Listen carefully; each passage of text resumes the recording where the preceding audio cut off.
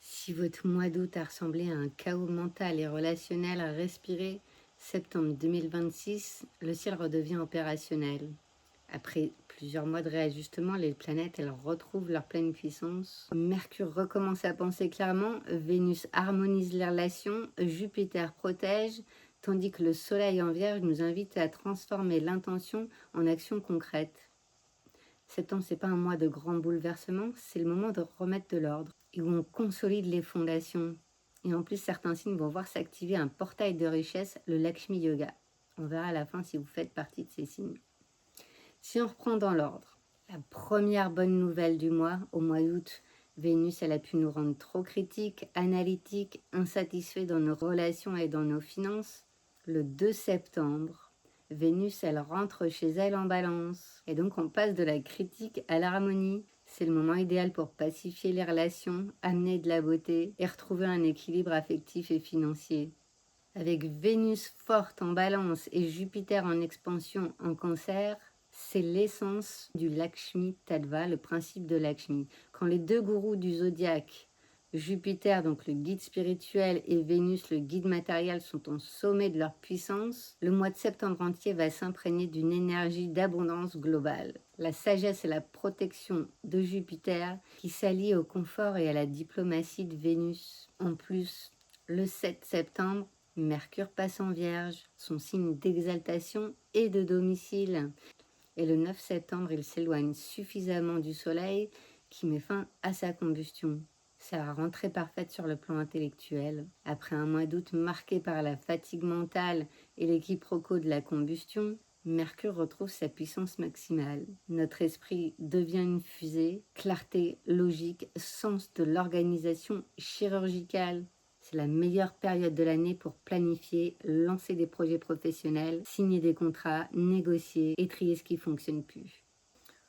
Nouveau gourou Chandra, mais cette fois-ci en Ashlecha. Et Ashlecha, il est gouverné par Mercure, qui vient de rentrer en exaltation. Donc ce gourou Chandra ou Gaja Kesari Yoga, il n'est pas seulement pur et nettoyé des précédentes combustions et interférences, il bénéficie d'un soutien planétaire exceptionnel. La sagesse émotionnelle et la chance de Jupiter exalté est canalisée par un Mercure au sommet de sa forme. C'est pas juste un yoga de chance passive, c'est un moment d'intuition psychologique perçante, idéal pour les prises de conscience thérapeutiques, des révélations intérieures ou des décisions financières stratégiques. C'est pas juste un bon yoga, c'est un portail de guérison.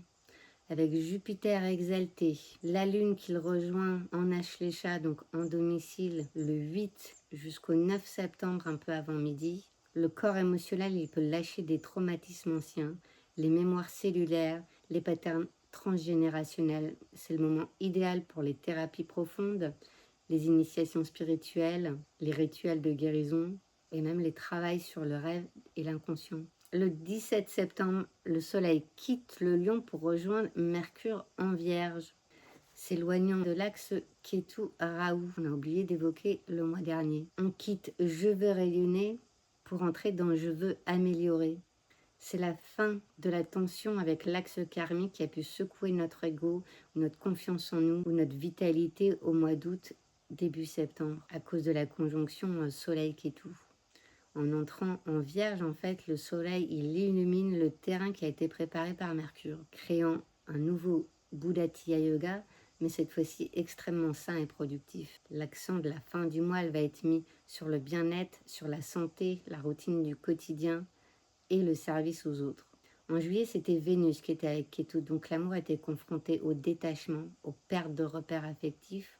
En août, le Soleil a brûlé Mercure et l'ego et le mental étaient hantés par le passé de Ketu, ce qui a permis leur dissolution. En septembre, Ketu il reste en Lion, mais les planètes personnelles s'en vont. Donc c'est le mois où tu peux enfin intégrer ce que Ketu est venu nettoyer. Le détachement de juillet et août, c'est pas une perte, c'était une préparation.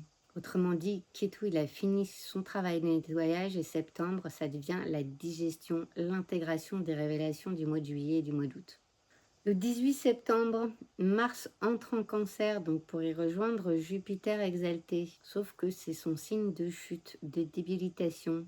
pas de panique. Mars en Cancer, il a tendance à intérioriser la colère, à agir de manière passive-agressive ou par vague émotionnelle. L'énergie physique, elle peut fluctuer, mais parce que Jupiter y est exalté, en même temps, on assiste à un magnifique Nicha Banga Raja Yoga, en tout cas pour les enfants qui font naître à ce moment-là, puisque ce genre de yoga, d'annulation du yoga, elle ne marche que pour les chartes natales, pas pour les transits collectifs. Mais le fait que Jupiter y soit exalté au même endroit que Mars en chute, au même moment, Jupiter il va agir comme un mentor, comme un guide pour Mars. L'action impulsive et défensive de Mars, elle va être sublimée par la sagesse et la bienveillance de Jupiter. Et au lieu de conflits stériles, cette configuration, elle va pousser à agir pour protéger les siens, s'occuper de son foyer ou s'investir dans des projets de cœur. La frustration, elle sera là, mais elle sera contenue, encadrée par Jupiter. C'est pas une chute destructrice, c'est une chute surveillée. Donc du 18 au 30 septembre, ne prends pas de décision sur le coup de l'émotion. Si tu es en conflit avec ta famille, respire. Si tu veux tout plaquer, attends. Mars, il est en chute. C'est pas le moment de la force brute, mais du courage intérieur. Et résultat, Mars qui rentre en Cancer, il va projeter son 4e regard sur la Balance, de nouveau où se trouve Vénus. Résultat, à partir de la fin du mois, l'ambiance très pacifique de Vénus en Balance, elle va prendre un coup de projecteur, voire de chaleur de la part de Mars, ce qui peut amener à un regain de passion, de désir, mais aussi quelques étincelles ou des ajustements nécessaires, notamment dans les couples. C'est une invitation non pas à lisser les relations pour éviter les conflits, mais à exprimer ses besoins émotionnels avec authenticité. Enfin, comme autre regard, on en a Saturne qui projette son 7e regard, donc le plus puissant. En Vierge, Mercure et le Soleil, ils ne sont pas totalement en roue libre, ils sont surveillés par Saturne rétrograde. Donc le mental, il a beau être passé en mode fusée, Saturne, il apporte une notion de patience, de réalisme et de structure. C'est un ciel travailleur. Si les projets professionnels ou les signatures de contrats, elles mettent un petit peu plus de temps que prévu, c'est Saturne qui est en train de vérifier la solidité des fondations. Le 26 septembre, Mercure quitte déjà la Vierge pour entrer en Balance où il y rejoint Vénus qui met fin au Buddhatya Yoga. Nos réflexions vont devenir plus diplomatiques, plus relationnelles et davantage tournées vers la recherche d'équilibre. Après un mois qui va être dominé par l'analyse en Vierge, le mental apprend tout à coup à tenir compte de l'autre. Au final, donc, on a pratiquement toutes les planètes fortes. Le Soleil qui était en domicile, Vénus qui rentre en domicile, Mercure, domicile, exaltation, Jupiter qui est toujours en exaltation. Et même si Mars arrive dans son signe de chute, il a repris sa vitesse. Donc les planètes, elles sont moins cassées. Le ciel, il devient plus cohérent. Et donc, on peut davantage construire. On passe progressivement d'un ciel très dynamique entre le Lion et le Gémeaux un ciel plus constructif. L'eau apporte la sensibilité et la profondeur émotionnelle, tandis que la Terre cherche à organiser, à réparer et à rendre les choses plus fonctionnelles. C'est une combinaison très favorable pour concrétiser les projets qui ont mûri durant les derniers mois. Et donc le bonus de ce mois-ci, c'est les fameux Lakshmi Yoga. Contrairement à ce que Gemini m'a sorti, un yoga, en tout cas ce genre de yoga, ça se calcule par rapport à un référentiel. Donc par rapport à un ascendant. Si vous avez regardé les dernières vidéos, vous avez compris que si vous voulez regarder des prévisions pour votre signe, c'est l'ascendant que vous devez voir pour voir ce qui va se matérialiser physiquement, ce qui va se concrétiser. Si vous voulez regarder comment vous allez ressentir cette période, vous pouvez regarder votre signe de la lune. Mais regarder le signe du soleil, ça ne va pas vous avancer à grand chose, surtout s'il est décalé de 24 degrés comme en astrologie occidentale.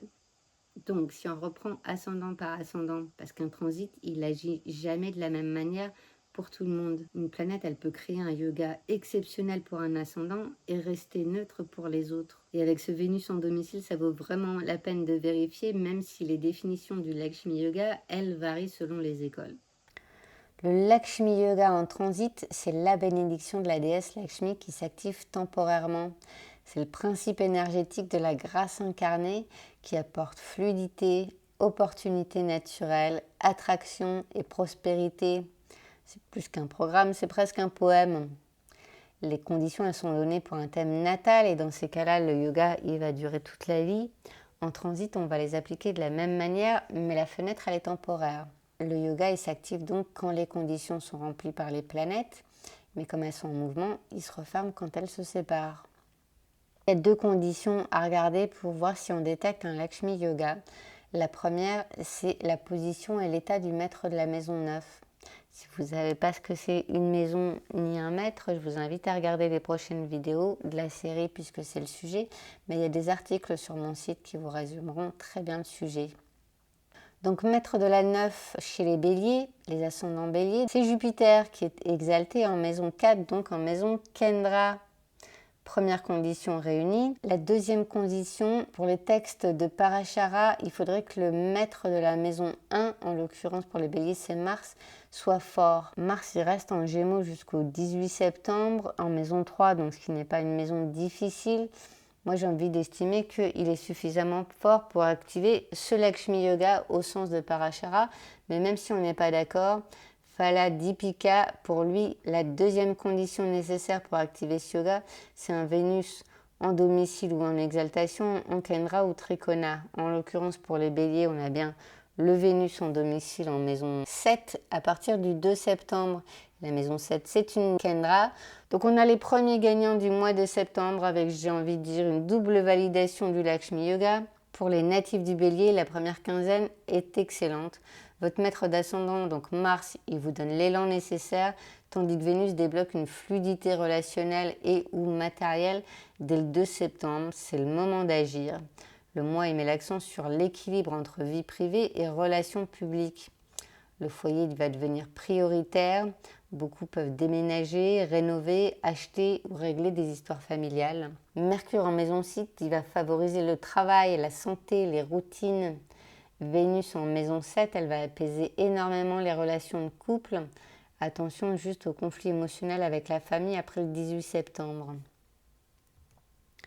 Les ascendants taureaux, maître de la maison 9, c'est Saturne, donc pas de Lakshmi Yoga. C'est un mois de tri, de réorganisation efficace et de rentrée stratégique pour les taureaux, puisque votre point fort, c'est la maison 5, où Mercure y est exalté du 7 au 26.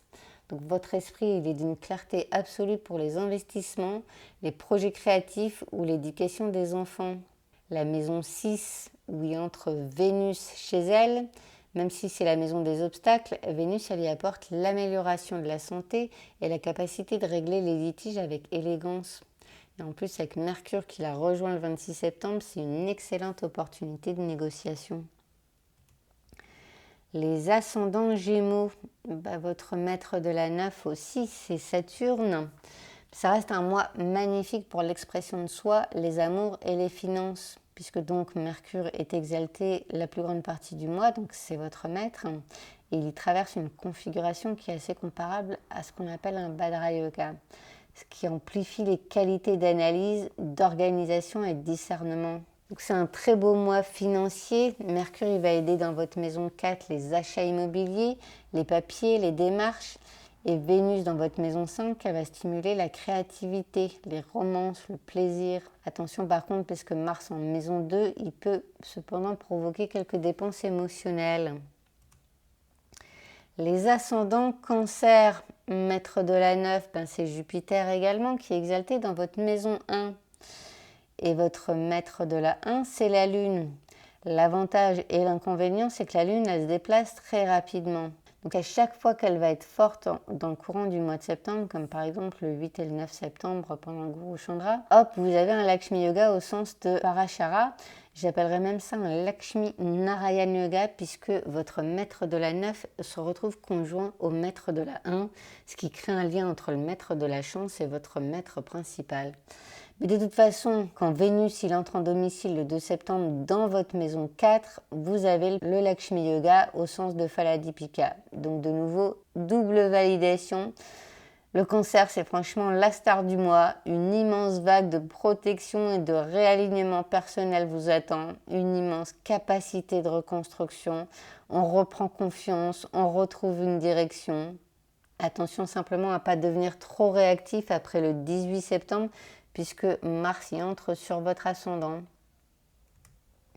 Les ascendants Lion, Votre maître de la 9, c'est Mars, donc pas de Lakshmi Yoga.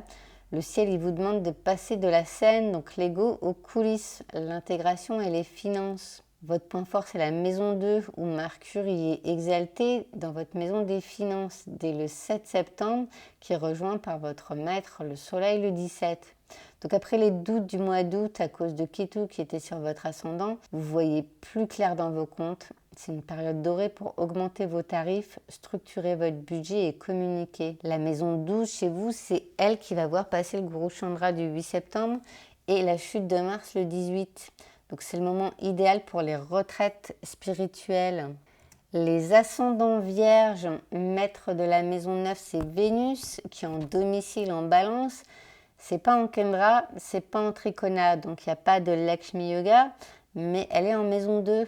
Et quand il y a un lien entre la maison 2 et la maison 9, ça donne un Dana Yoga, le yoga de la richesse. On ne va pas rentrer dans les détails, c'est pas le sujet, mais tout ça pour dire que ça reste un mois très très favorable également pour les vierges.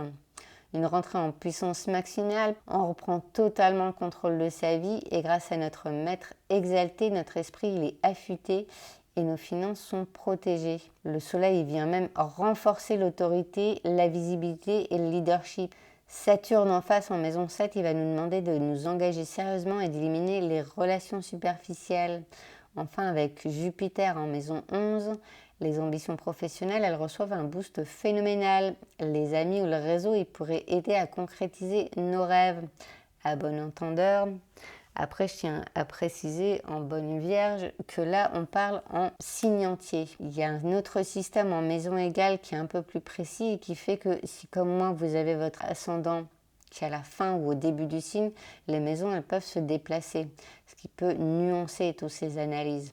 Ça ne veut pas dire que l'analyse en signe entier est faux. Les ascendants balance, votre point fort c'est la maison 1 puisque Vénus, votre maître, y entre chez elle. Donc chez vous, à partir du 2 septembre, vous rayonnez, votre magnétisme il est au plus haut, vous avez envie de prendre soin de vous, la carrière elle devient centrale. Et avec Jupiter en maison 10, c'est une protection divine sur votre carrière. Donc même sans yoga, Jupiter en Kendra, c'est un soutien invisible mais réel. Et avec Mars qui arrive aussi dans cette maison 10, il va vous pousser à agir. Saturne en maison 6 en poisson, le travail de l'ombre pourrait porter ses fruits. Les dettes karmiques se régler, c'est la maison de la santé et des ennemis. Donc Saturne, il va y faire le ménage. Et Mercure puis le Soleil dans votre maison 12, ils vont vous inviter à analyser vos peurs et à clore des dossiers du passé sous la surveillance sage de Saturne. Les ascendants Scorpion ou la fenêtre flash comme j'appelle ça, puisque votre maître de la maison 9, c'est la Lune comme on disait qui se déplace très vite. Mais l'avantage également, c'est que le 3 et le 4 septembre, elle est exaltée dans votre maison 7, maison Kendra. Donc pendant ces 48 heures, on a un Lakshmi Yoga au sens de Parashara qui est ultra rapide. Les scorpions, notez bien les 3 et les 4 septembre dans votre agenda puisque votre planète de la chance, elle s'exalte dans votre secteur des partenariats et du couple.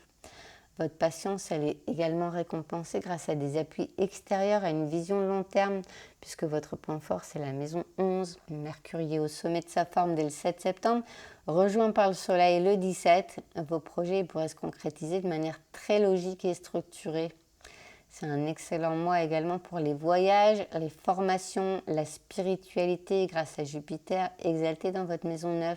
Vénus en 12, ça favorise les retraites, les vacances, les dépenses plaisir.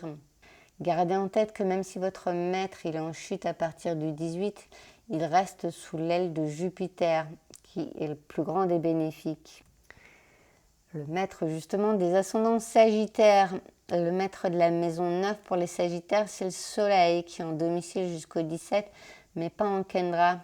Après, l'ambiance, elle reste très sympa puisque votre maître donc est exalté et Vénus y brille dans votre maison 11. Donc même si le soleil quitte son domicile le 17, la rentrée, elle se fait sous le signe de l'expansion et des opportunités financières. Votre carrière, elle pourrait prendre un tournant décisif puisque votre point fort, c'est la maison 10.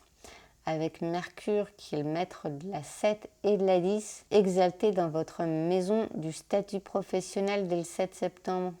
Donc c'est le moment idéal pour demander une promotion, signer un contrat majeur ou lancer votre entreprise. Le soleil en plus y entre le 17 pour vous placer sous le feu des projecteurs. Saturne en maison 4, il vous rappelle de garder les pieds sur terre et de ne pas négliger votre vie de famille. Vous avez Vénus en maison 11 qui va amener des opportunités financières fluides via votre réseau. Et donc Jupiter, votre maître exalté en maison 8 qui reçoit en plus Mars le 18 septembre. En fait, Jupiter, il va continuer le travail profond commencé cet été. C'est l'indice d'une libération karmique ou psychologique intense. C'est l'occasion de régler des vieux blocages émotionnels ou des histoires d'héritage, d'impôts avec clairvoyance. Courage, les Sagittaires, c'est qu'un mauvais moment à passer. Les ascendants Capricorne, maître de la maison 9, c'est Mercure qui est donc en domicile en maison 9, qui est une maison tricona. Et avec Vénus en domicile dans votre maison 10, donc Kendra, on a le Lakshmi Yoga au sens de Faladipika. Je dirais même que c'est un cas d'école selon Faladipika, rare, complet et puissant. C'est l'alignement idéal pour votre statut professionnel puisque votre point fort c'est la maison 9 où Mercure est exalté et le soleil l'illumine. Une période idéale pour l'apprentissage, les formations ou les voyages lointains. Votre parole porte autorité. Vénus entre dans la maison 10 le 2 septembre, donc on va vous apprécier pour votre diplomatie et votre sens de l'harmonie au travail. Mars en maison 7 le 18 septembre, ça pourrait donner que le partenaire il peut devenir susceptible. Canaliser cette énergie en action commune plutôt qu'en conflit. Enfin, ce que je vous disais, c'est qu'on a une double activation de la maison 9 et de la maison 10 puisque leurs maîtres sont tous les deux en domicile, puis tous les deux en maison 10. Donc la fortune, Bhagya en sanskrit, se déverse directement dans la carrière, karma. C'est le mois pour signer, lancer, demander. Saturne qui est votre maître, donc en maison 3, votre discipline quotidienne et votre communication vont devenir vos meilleurs atouts. Les efforts constants paient, mais les Capricornes, vous connaissez très bien le sujet. Les ascendants Verseaux, ils vont avoir droit à une rentrée fluide, puisque le maître de la maison 9 des Verseaux, c'est Vénus qui est en domicile en maison 9, donc Lakshmi Yoga au sens de Faladipika, une seule planète qui remplit les deux conditions. La fortune, elle se nourrit d'elle-même chez les Verseaux. C'est un mois de profonde transformation financière et d'ouverture sur le monde, puisque votre point fort, c'est la maison 9, où Vénus s'installe chez elle le 2 septembre. C'est le retour de la chance pure, de belles opportunités de voyage ou de formation. Luxe, art, esthétique, relations harmonieuses deviennent des portes vers l'expansion matérielle et ou spirituelle. Tout ce que vous apprendrez, vous publierez, vous transmettrez en septembre portera la signature de l'abondance. Et avec Mercure qui est exalté dans votre maison 8, les crises mais aussi l'argent des autres, ça aide la recherche, les finances cachées et les héritages. Enfin, Mars, il entre dans votre maison 6 le 18 septembre. Donc l'énergie de combat, elle va se réveiller pour terrasser les obstacles ou améliorer votre routine de santé. En plus, avec Jupiter exalté à ses côtés, ça va vous éviter le burn-out et vous donner la stratégie parfaite pour vaincre toute adversité. Et pour terminer, les ascendants Poissons. Le focus, il est mis à 100% sur l'autre, le couple et les transformations bénéfiques. Votre point fort, c'est la maison 7, puisque Mercure, qui est maître de la 4 et de la 7, s'exalte dans votre maison du couple et des partenariats dès le 7 septembre. Donc c'est très favorable au couple, aux négociations, aux signatures, aux partenariats.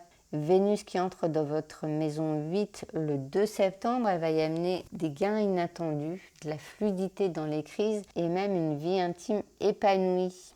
Votre maître, donc, c'est Jupiter qui est au sommet de sa force dans votre maison 5 et Mars qui les rejoint en chute le 18 septembre. Votre créativité, elle est immense, mais elle demande à être canalisée. C'est aussi un transit de profonde reconnexion émotionnelle avec vos enfants ou vos projets de cœur, où la bienveillance va primer sur l'impulsion ou l'impulsivité, puisque Mars, il peut rendre les relations amoureuses plus passionnées, mais aussi plus dramatiques si les émotions, elles prennent le dessus. En résumé, les grands gagnants du mois, mais bon, en vérité, on est tous très très gagnants dans ce mois. Profitez-en parce que ça va pas forcément durer. Spoiler alerte, on se retrouve pour les transits du mois d'octobre. Mais septembre 2026, c'est le mois où on récolte ce que Ketu a semé en Lion depuis le mois de juillet. Vénus y quitte le champ de bataille karmique et il rentre en balance. Le cœur retrouve son équilibre. Mercure, il sort de combustion et entre en Vierge, donc le mental devient un outil et non plus un tyran. C'est le meilleur moment du mois pour décider, organiser et lancer. Et avec Jupiter exalté en Cancer qui crée un nouveau Guru Chandra en Ashlecha, on a un véritable portail de guérison. Mars, il y entre en chute ensuite. Avec Jupiter exalté, il est là pour contenir la frustration. C'est pas un mois de combat, c'est un mois d'intégration où Mercure devient le véritable chef d'orchestre puisqu'il accueille le Soleil en Vierge pour créer le Bulatya Yoga. Il gouverne le nakshatra où se trouve Jupiter, Ashlecha. Il rejoint Vénus en Balance et lui-même est exalté en domicile pendant la quasi-totalité du mois. Donc il peut transformer l'intuition en décision. Clairement, c'est le mois de Mercure, le mois de septembre. Le ciel est très compétent, il ne promet pas des miracles, mais il permet aux personnes qui agissent d'obtenir davantage de résultats. Depuis le mois de juillet, le ciel il a cessé de retirer des choses dans nos vies. En septembre, il va enfin commencer à reconstruire. Ce n'est pas encore le temps de la récolte, mais c'est enfin le retour d'un terrain plus stable sur lequel bâtir quelque chose de durable. Comme je vous disais, profitez-en, tout est cyclique. C'est pas le tout de regarder les transits au niveau collectif, il faut les regarder au cas par cas. Et si vous voulez voir l'impact de ces transits de manière encore plus détaillée, je tirerai au sort parmi les commentaires ce mois-ci une personne qui recevra sa carte routière astrologique personnalisée et un guide pour analyser les transits avec les IA. Et pour les retardataires, on se retrouve sur Instagram.